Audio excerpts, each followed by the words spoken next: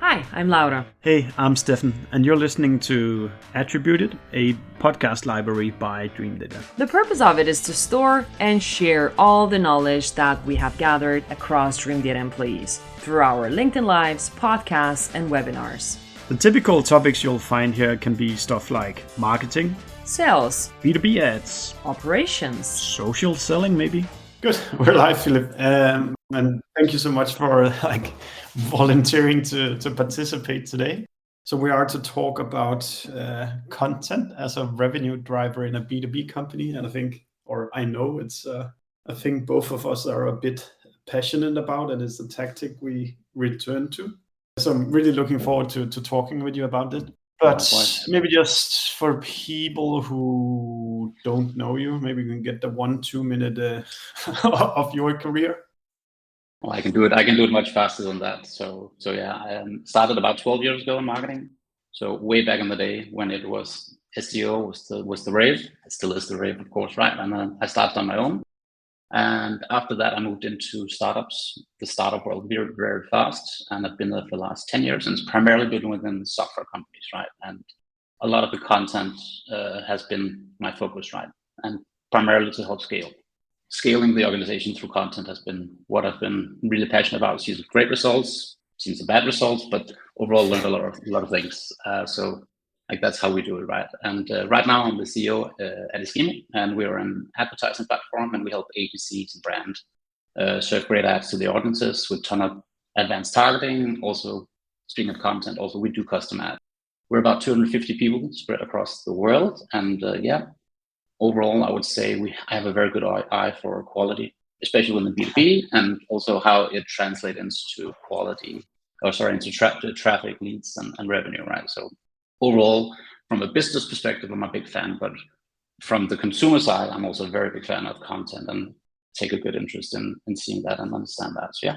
Super nice, Philip. And for you guys who are listening, just view this as a conversation that you can take part of. So any questions, comments, or tactics you've tried that worked, just do shoot it in here. What I've talked with Philip about before we started here is to try to be very specific. So if you feel that we could elaborate something more, just ask the question or comment on LinkedIn. But Philip, just to maybe just warm us up a little bit on this content topic. So let's start with what is content to you? Why should you produce content? Yeah, that's a good question. Very broad question, of course, but content is everything, and you can quote me on that. Content is everything for me in terms of how I see this world function that we're in, right? So for B2B specifically, I think content is a differentiator. Like this is something that you can create that sets you apart from the other brands that you compete against, right? And it doesn't matter if this is a white paper, it's a tweet, it's an ad, right? It's an email, it's a flyer, it's a design, right? The format is irrelevant, right? So everything we produce can be considered content, right? And that's why it's so important.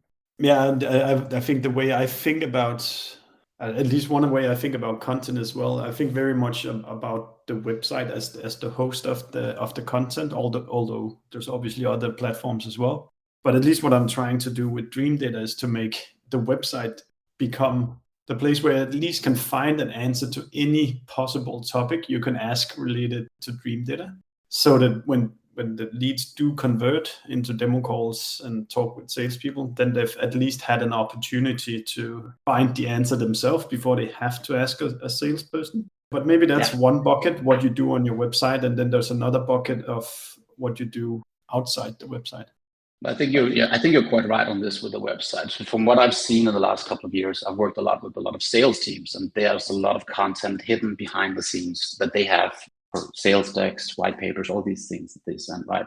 But actually getting that out and live on the website and being able to share that, I think that's very important, right? So regarding content, I think the last 5 years, my philosophy has changed, right? So moving a lot more away from blog posts and white papers and newsletters, right? All the ordinary ways that we as B2B marketers have approached it, right? So I think I mentioned before about TikTok. I'm very fascinated by TikTok at the moment, right? Some of the best creators in the world are creating content here, right? I know this is a B2B talk on LinkedIn, right? But this is fascinating to see how people create content these days, right? So I'm very old when I see these pieces of content, but I like that their mindset, right? And putting the audiences first and catering to the platform. Just like you and me are catering to LinkedIn Live now, right? It's part of the embedded format, right? And it works better with better reach, right? So always looking into new channels and trying that out. Not that I'm planning to do that with Eskimi, but it's always a good approach to always have an eye open on that, right? Yeah, and I think I at least started out with content from an SEO perspective, and it can be a little bit hard to let go of your darlings because you've used to be like, I started out really caring about organic traffic in Google Analytics and whatever search engine tool I was using. It was so important to be number one on these search terms. But I think when you do get more experienced, even within the SEO discipline, you also start to know a little bit more. But I think in general, like nowadays, I don't think about content as an SEO discipline. I think about we need to create relevant information for people who fit somewhat of our ideal customer profile. Yeah. But back in the day, and related to this, I was really really just trying to game the search engines to push my content pieces up to get the traffic into the website. Yeah, I've also approached it like that, and that's some of the early mistakes, not that early, but earlier mistakes that I did. I was also trying to over optimize for like how much traffic can I get in terms of relevance, audience segmentation, these things, right? So I think when you asked about why you should produce content, and I hate to paraphrase Simon Sinek, but it starts with why. Why are we creating this content? Like why are we creating this strategy, right? How does this serve our goal as an organization? So the topic of this is, of course, revenue. So the point of producing content is in the end revenue, right? For many of us in B2B that have sales teams, it's part of that. They need support, they need leads, and that's from revenue, right? But of course, we will probably also touch upon the other parts of it, right? Awareness, conversions, positioning, deal cycle acceleration, right? Retention, thought leadership. Some of these might be buzzwords, but I think overall, people should be aligned on this with their management, their entire organization. Like, why are we doing this? Yeah, and I guess it also depends on at what stage is your company at. Are you kind of just starting out from scratch? Are you established, or what are you trying to do here? And kind of the path I took with Dreamdata was that, like, initially there was no website, so you need to build a website, and I needed to explain the technology of what we were at least claiming that we had in the beginning. And then later on, once we started having salespeople, I realized, shit, the salespeople doesn't know as much as me about marketing or data or technology. So now I had to listen to the salespeople. What are the questions that they are consistently being asked? Because then I can at least, write a piece of content that answers the questions that they continuously hear. But it depends on the priorities in your organization. But I think it's a great place to start is to go in and listen to what are the salespeople talking with the customers about, and then try to answer those questions in a really, really good way. Yeah, I think that there's three or four main ways that we think about like content and getting that right. It's the customers, it's coworkers, it's from data, and it's looking at competitors. Right, what are they doing? Right. So I think a lot of them might look as if they have the answer, right? But mirroring that from what's happening in the market, I think that's also very important early on to see what should we start producing and why should we produce it? Not because our competitors are doing it or because someone says we should do it, but what does the market say? Like what types of format, like what stage you're at, right? So mapping this all together, and that's not easy, right? So content is becoming increasingly harder, especially within B2B.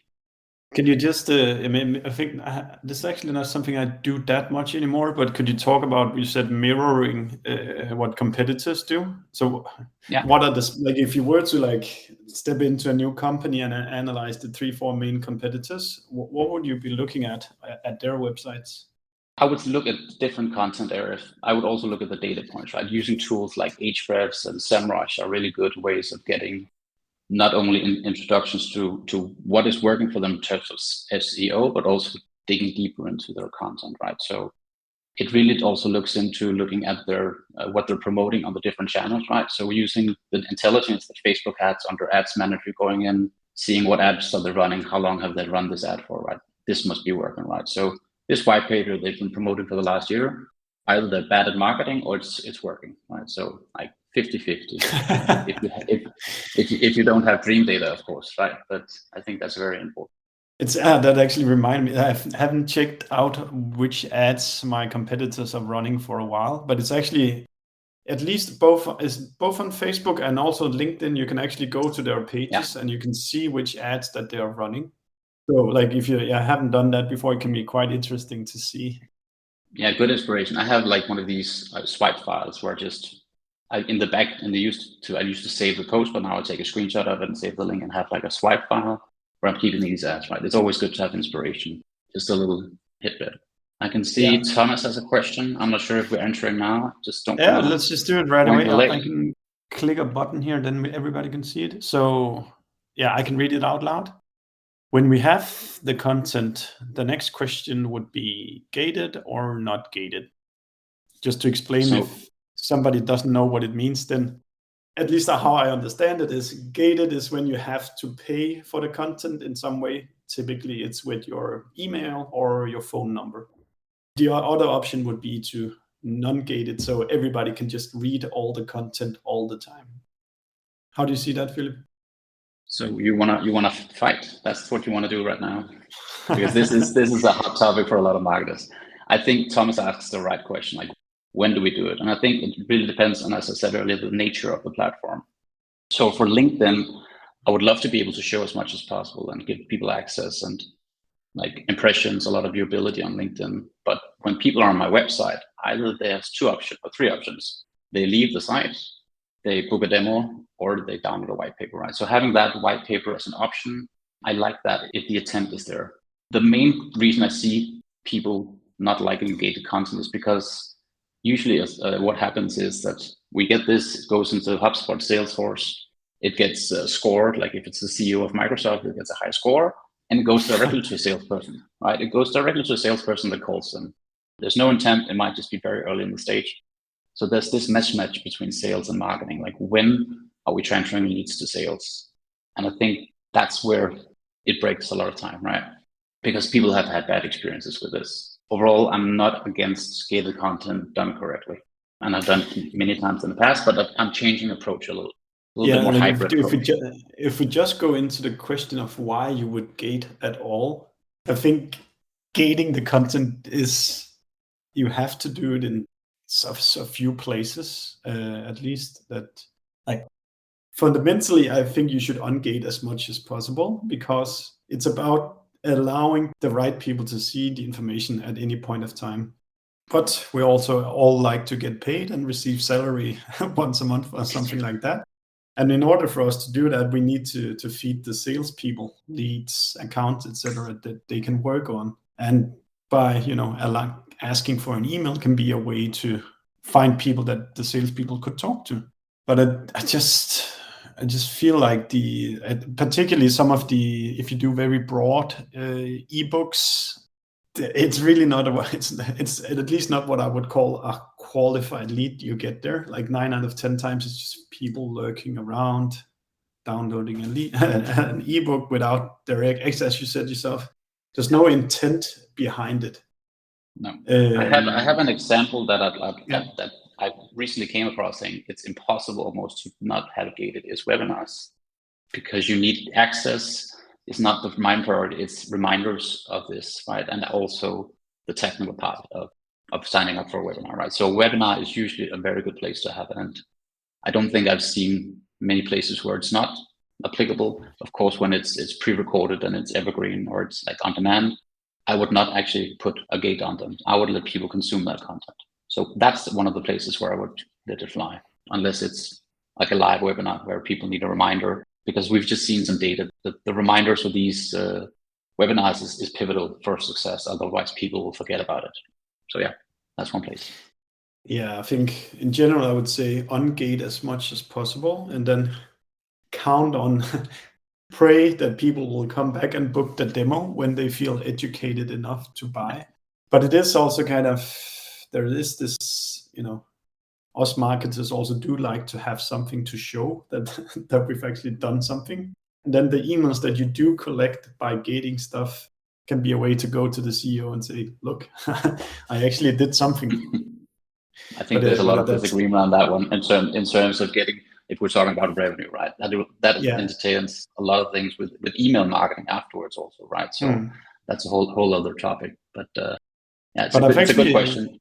I've done things where examples where we've done really well-written blog posts that are free and open on the website. And then on LinkedIn, I've then packaged it as put in your email here to actually receive this blog post. So if you came to the website, you could just read it. But to defend the ad spend on LinkedIn, you need that kind of lead collected to kind of justify keep running the ads. I've done something similar in the past for SEO in terms of just having like an ebook, a full ebook on the site. Not that it still looks good, right? But right next to it, would you like this as a PDF? And within that space, a lot of people wanted it as a PDF. So we got about 2,000 or 3,000 downloads a month from these white papers on the site. Can you talk a little bit about more that case? Yeah, that sounds pretty interesting. Yeah, so this was when I worked for iMotions, which is a multimodal biometric research platform, very fancy. Really a complicated, very sophisticated software, and also a very interesting space. So there's a lot of big content that can be created, and not a lot of good ones was done besides Wikipedia. We created a lot of very advanced and also very specific blog posts regarding very broad topics like eye tracking. So made guides for each of these modalities like EEG, all these eye tracking things, and all these different metrics around your body that we can measure. And then we just made it into an ebook next to it. We didn't use any money to promote it. It was just part of the package, right? We have it optimized for a site, and then you can also download it if you want to share it with colleagues or have it in a prettier format, right? So that's a value add. And then, I've actually really liked that it's not gated, but you offer it next to it, either like sign up to our newsletter or, get it as a PDF or something like that. Yeah. What happened to those leads after they downloaded the ebook? Or sorry, the PDF or whatever. They went to sales. They went directly to sales. No, they didn't. Of course they didn't. No, they didn't. Of course they didn't. They actually went into some nurture sequences that we created in sales or in products. So nothing went to sales. We did a manual review once a month in terms of lead scoring with the sales leaders, but nothing that at scale got sent because we had enough inbound leads, which is crazy to say. Yes. When was the handover to sales then for the leads?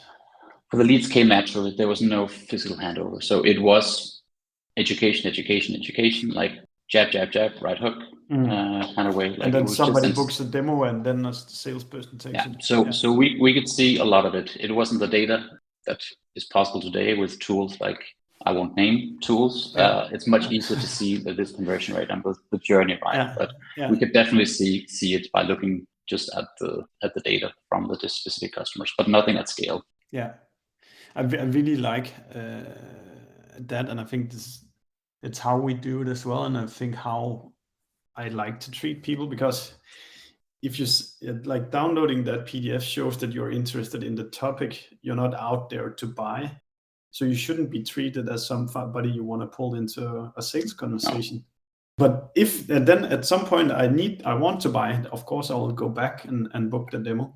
Yeah, again, this goes into like long-term sales and education. And I think we have some questions in the chat. Maybe we can put them in, and that kind of relates to just so another content classic from Matilda. Yes. What KPIs do you measure when doing content? You can start, Philip, and then I'll join afterwards.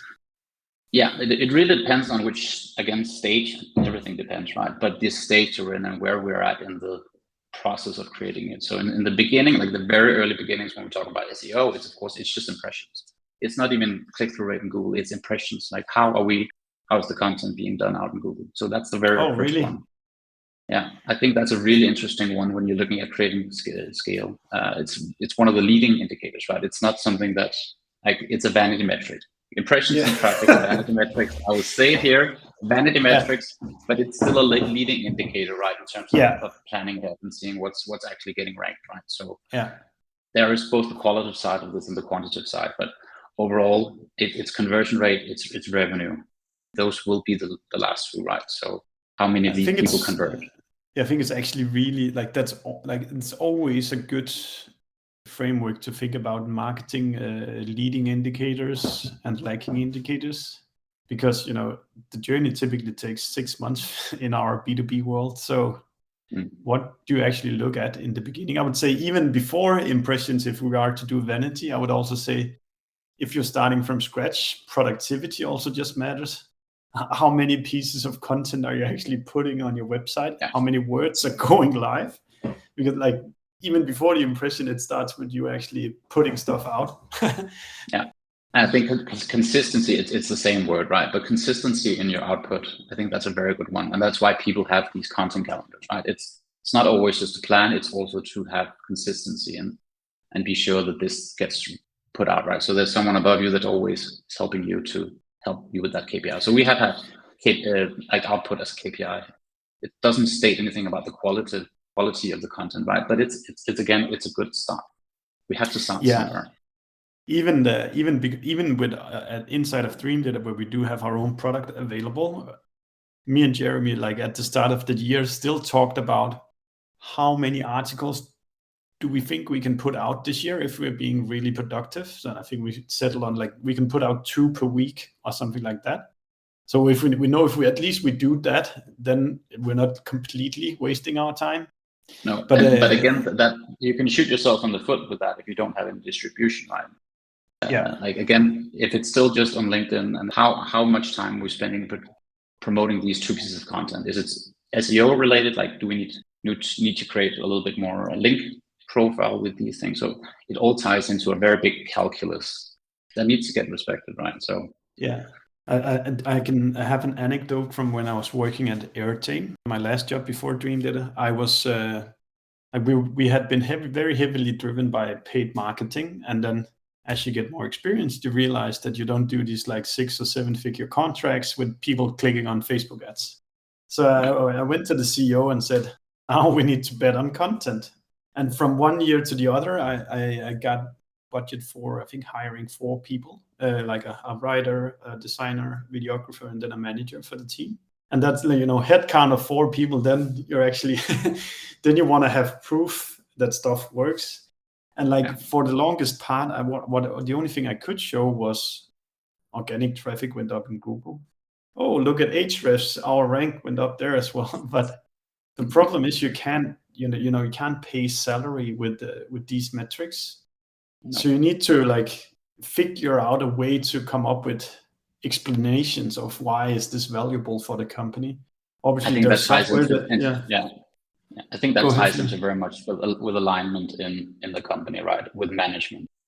In poker, there's an expression that's I really like. It's decisions, not results. This is not something that a CEO likes to hear when why are we not getting any revenue from this content? But overall, we also have to believe in our strategy long term. As you say, it's a 6-month project. If you look at many B2B companies' data, right? So having that part of the journey, right? So let's not take that we created 10 blog posts and we didn't see any revenue. So we have to be realistic when we set these expectations towards KPIs. And I actually don't think the CEO is being unreasonable either, because for me, I was having the salary of 4 people creating content, and he's just trying to do the best for his company. Should he go hire 2 more engineers instead? Yeah, I think that's where a lot of experience comes into play, right? You have to explain we're not trying to build or we're not trying to sell, market anything right now. Right? We're trying to build. And they know the same thing when we're trying to build the product out for people or for customers, right? It's the same thing, different analogy, but there is an expectation of revenue created from both of them, right? So the parallel is there.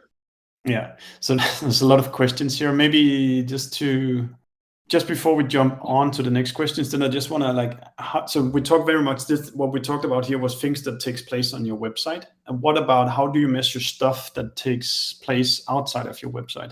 You have any good ideas for that? There are some, but again, they're very vague in that sense.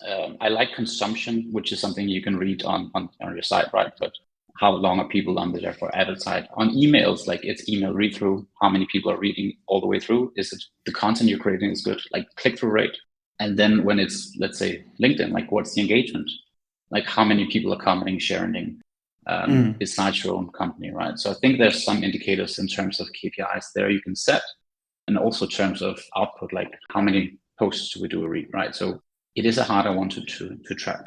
It's pretty much related to Gillian's question here, but I would also say just, when you have these off website examples of consumption, like do simple stuff as well as taking screenshots and sharing them on Slack or Teams or whatever you use to show the organization that there's actually somebody who consumed our content, and this person is actually an ideal customer profile for us. So it probably can't be all bad that we actually get the right people to consume our content. No. And on LinkedIn, you can also see recent followers, right? So you can go once a week, go through the list, seeing, hey, this person follow up now. We must be doing something right, or they must like us, or there must be some content that they found valuable for them to do that. I don't follow that many people on LinkedIn. So when I do it, it's because I think it's very, very relevant content. Yeah. Then kind of the split between creation and distribution, that's another classic. How do you regard that? I like to use a floskel. I'm not sure if like floskel. The 80-20, that is how I see it should be done, right? And especially in terms of SEO, writing an article in SEO takes maybe a day or two, a week if it's really good. So spending a month promoting it, or the month equivalent in resources and paid, that's at least something that's a good rule of thumb when it comes to SEO. But overall, I like distribution that has to be built into the content strategy. Like, why are we creating it? How are we getting in front of the right people? Those two are really important. Yeah, it's really crucial because you create the best content in the world, but if nobody's get exposed to it, doesn't matter then. No. There's a couple of things here. So I can talk a little bit about how we think about it at Dreamdata. We have kind of Jeremy and his content team, which is kind of, I regard that kind of as the engine room or the backbone of our content production. But that typically just gets released on our website and then on the corporate social profiles. But that doesn't reach that many people. So what we then as employees do, we kind of cherry pick on these different topics, and then we write stuff on LinkedIn to try to, if not copy paste, then we at least get very heavily inspired by the blog post and then do, you can say, micro content on LinkedIn about the same things. But you might as well also consider, paying for people watching your content. So if you have good audiences set up across different social media, then I would say that in some ways, if budget allows, why do a piece of content if you don't pay for promoting it? I agree. And the cool thing about that is very much the targeting on LinkedIn and basing that specifically on what stage you're in your CRM, right? So you don't need to spend a bundle. You can create very targeted advertisements for this. That's not broad to the entire audience, right? So mapping that out using technology and ads, I think that's a brilliant idea if you spend time and it's valuable for this person at this stage. Gillian, if you don't feel it was enough of an answer, just get back again. There's another related question here. So how do you determine the amount of time and resources you allocate to creating quality content? And what I heard you say before, Philip, was that the more time you spend, the better it gets. I'm not sure you would take that any day. No. I think it's a very hard question. It really depends on the content. And I think I've said depend before, but overall, as I also mentioned before, this space is getting more and more competitive. People are getting smarter and using the different platforms. So it needs to stick out. It's not like when I started out, a 300-word SEO blog post could rank you in Google, right? Without any headlines, right? Now you need graphic designers, videographers, custom distribution, just to get it in front of a couple of people, right? So it depends on how valuable you see this content in terms of the stages they're in, right? Is it top of funnel, middle funnel, bottom of funnel? I think it's also, the lower down you are, go ahead. No, sorry, to interrupt. But it also depends, what are you trying to do here? Are you trying to build a brand, or you're are you in a gray area affiliate web shop, stuff like that? Then you can get away with just posting poor quality. But in established brands like our two companies, we would never ever release a low quality piece of content, because if people read low quality, then they would also expect your product to be somewhat of low quality. So it's for me at least, it's just not an option to release something that you would think this is low quality. I think it's always good to have a rule of thumb when creating content. Like, how long time does it take to make a blog post versus where is the distribution? How long time does it take to create a white paper, right? So there's a lot of moving parts when doing this, especially when you're in a bigger team, cross-department functions, there's designers, the videographers, internal experts, external experts, right? So there has to be some way of formatizing that a little bit in terms of we say this person can create X amount of content per week. So having it as a resource. Yeah. For example, when I write for LinkedIn, I have a rule that I can never spend more than 15 minutes doing it, because otherwise the cost of the production becomes too big, because I might risk I just hit the algorithm a day where it doesn't like me or my viewers doesn't like me. And then I've wasted 2 hours writing what I thought was the perfect post, but nobody actually cared about it. Yeah. So Grace, here's another good question. So we know that over time content pays for itself, but any tips for tracking its lifetime value? I think that might be more related to you with your knowledge about that, because I haven't tried it out yet in Dreamdata. It is a tough one, Grace, but I would, and I hate to sort of sell our own product, but I can give an example. In my last company, we were creating these articles where we did comparison articles against our competing brands. And those articles had very low volumes of organic traffic, but we still thought it makes sense to keep producing them. So when people chatted to us, we can say, this is what our product does do, and this is what the competing product does. And then at the end of my tenure there, I actually met my 2 co-founders of Dreamdata.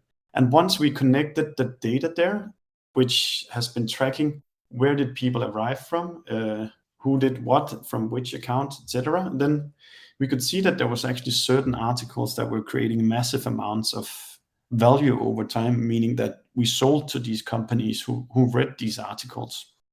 To do that kind of digital attribution, you need to first party track every visitor to the website and save that in a data warehouse. So you then later on can connect that to the deals that the salespeople win. That's the technical explanation, and I think that is the right way to do it right now. I think there's a lot of speaking about the dark social, right, and all these things that's not trackable, but this is the first thing we can do, right? Like trying to track it as best as possible. Yeah, exactly. We have touched the gated and non-gated, so you can catch it earlier in the conversation. Then Matan here has a question. Do you have any examples of non-paid effective distribution channels for top of funnel content? Yes. I don't know if it's that good, but and I'm going to swear now a little bit, because I'm going to say sites like Reddit is a real, not Reddit, what are they called? Reddit is I'm blanking now. It's not Reddit. Yeah, but it's not Reddit. I mean, okay, but Quora, I can just Quora is a good example that comes to mind when I've seen some really great examples of that. Very broad. You could also supplement it with a little paid now, I think, but I think overall getting that out there, it also had some good backlinks in the beginning, but PR is not something I've seen work a lot for this. So it has to be these more organic digital channels. Yeah, what I would do for pretty much for any company would be to keep a document of different communities around the internet where you can post your content. So nowadays, Slack channels are huge, and most of them have this shameless self promotion plug where you can go post them. There is, as you say, Quora, there's Reddit, there's so many communities out there if you map them out for your industry, that when if we were better at it, then we would take every blog post we make, we would then take a trip around all these communities and then put it out there. So I'd map all the communities. We're big on LinkedIn, and I think it's an incredible platform for distribution, because the algorithm there is so viral. You get so broad, you go so broad so fast if people just start commenting and liking what you're posting. But again, it has to be native to the channel, right? So every time you go to Reddit, it has to provide value. It just can't be posting a link. Right? That is very important. I've seen some examples where visit my site, right? It has to be, you have to be engaging. And that's the hard part of it, right? It's not easy. It's not free in that sense, that it requires time, resources. Cool. So a couple of last things. how do you secure a budget if you say, now I feel like we should be producing content? How would you go about that, Phil? It's a good one. I think it really depends on the alignment. Like internal alignment is crucial with your manager or CEO. It has to be also embedded in the company, right? So making a business case for I see X amount of revenue coming from this based on other people's stats, right? There are options out there to see that. You could also use Ahrefs to gauge interest in traffic, right? But you have to have a business case for this to be viable for someone a little bit more senior. Starting out, like we're not all big startup enterprises that have 4 people in the content team. Sometimes it's just 1 or 2. So making sure that the resources are set for a longer term, right? And having that strategy in place. So when you see great results, that's always good. But when it's not looking good for a month or 2, it's still important to remember the strategy. But overall, getting that alignment is needed. Otherwise, there'll always be someone pushing you back and asking about what are the results this week, while it's the traffic down week, right? So I'm always very hesitant when talking about numbers, but we need to talk to numbers for our managers, for my CEO, and for my employees. Like everyone has to see the numbers because this is a business. But the business case can be, we will see this result in X amount of time. It will help these areas. It will help our salespeople sell faster, the deal closed, cycle down, create confidence in our brand, right? So not everything is measurable, but at least you need to have a viable explanation on the business case of why we need to do this. Yeah. And now both of us has kids coming home very soon. Maybe just let's both try to maybe share 1 or 2 advices on content production, etc., for people to leave with. So I don't know, do you have anything you want to start out with? Or that's the first thing I think about is, and you can think while I speak, but it's to, when you do your keyword research, the ones that have high intent of actually purchasing your product is always better to spend time on than the one that has the most volume in terms of, when you look at your search engine tools. You'll get so disappointed by ranking number 1 on a big, broad category because it's always about the intent in the search when they come to your website. Yeah, and I think that goes down to like the creating value part. Like, how do we create value that's not just something that people come, go, see, and there's no purchase intent, right? So always looking at the purchase intent in the beginning, right? That's needed. Unless you have time, unless you have unlimited resources, you need to do everything. But content production is hardcore priority. You have to prioritize what you do and why you do it, right? So be ruthless. Like, do we need a blog post about X? Like, who were we making before? Why are we creating this? How are we distributing it? Like, those 4 questions I think are really pivotal when we start creating content. Like, start small. Don't make a 1-year calendar for this, right?